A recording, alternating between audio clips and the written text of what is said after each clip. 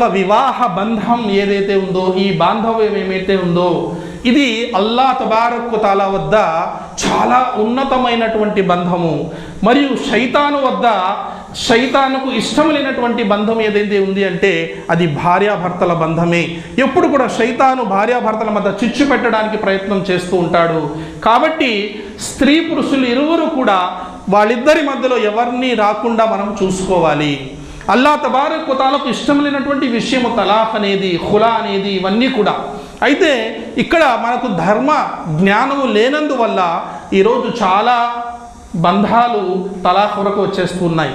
ప్రవక్త ముహమ్మద్ సల్లల్లాహు అలైహి వసల్లం వారు అంటున్నారు, స్త్రీని వివాహం ఆడిన తరువాత ఒక పురుషుని యొక్క హక్కు ఏంటంటే ఆమె పైన ఆమెను బాగా చూసుకోవాలి.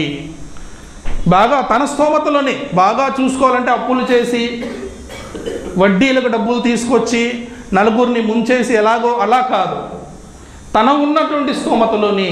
ఇంకో విషయం ఏమిటంటే మనకున్న స్తోమత ఏంటో